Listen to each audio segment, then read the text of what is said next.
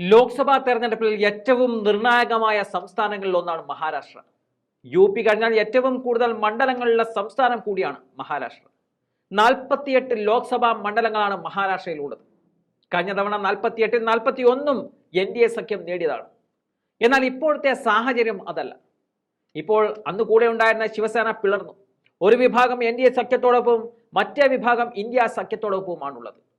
നിയമസഭാ തെരഞ്ഞെടുപ്പിന് ശേഷം 57 സീറ്റുകൾ ഉണ്ടായിരുന്ന ശിവസേന പിളർത്തിക്കൊണ്ട് 40 MLA-മാരെയും കൂട്ടി ഏകനാഥ ഷിൻഡെ NDA പക്ഷത്തേക്ക് ചേക്കേറിയപ്പോൾ 17 സീറ്റുകളുമായി ഉദ്ധവ് താക്കറെ മഹാവികാസ് അഘാടി സഖ്യത്തോടൊപ്പം അടിയുറച്ച് നിൽക്കുകയായിരുന്നു.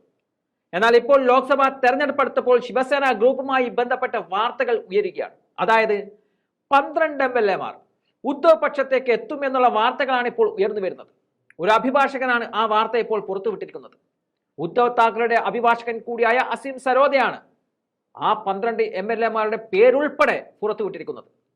ശ്രീനിവാസ് വരാഗ, ലതാ സോനവാനെ, മഹേന്ദ്ര ദൽവി, പ്രകാശ് സർവേ, ബാലാജി കല്യാൺകർ, ചിമൻ റാവു പട്ടേൽ, നിതിൻ കുമാർ താലെ, പ്രദീപ് ജയ്സ്വാൾ, ഉദയ് സിംഗ് രാജ്പുത്, മഹേഷ് ഷിൻഡെ, പ്രകാശ് അബിദ്കർ എന്നിങ്ങനെയുള്ള 12 MLA-മാർ ഷിൻഡെ വിഭാഗത്തിൽ നിന്നും ഉദ്ധവ് താക്കറെയുടെ വിഭാഗത്തിലേക്ക് മടങ്ങുന്നു എന്നുള്ള വാർത്തകളാണ് അസീം സിരോദ് ഇപ്പോൾ പുറത്തുവിട്ടിരിക്കുന്നത്.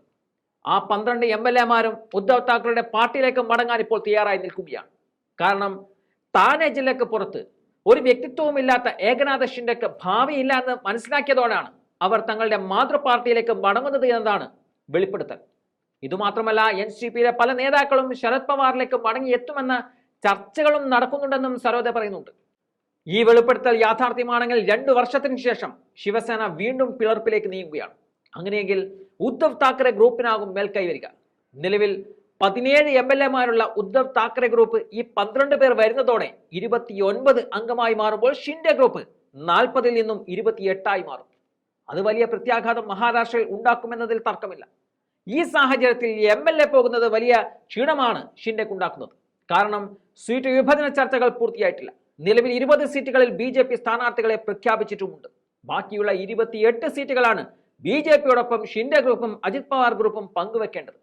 10-12 സീറ്റുകൾ BJP ഏറ്റെടുക്കുമെന്നതും ഏതാണ്ട് ഉറപ്പാണ്. അങ്ങനെ വരുമ്പോൾ ഷിൻഡെയെ സംബന്ധിച്ച് സീറ്റുകൾ ഗണ്യമായി കുറയും. എന്നാൽ ഇപ്പോഴത്തെ അസീം സരോദയുടെ വെളിപ്പെടുത്തൽ ഏകനാഥ ഷിൻഡെയെ തള്ളിക്കളയുന്നുമുണ്ട്.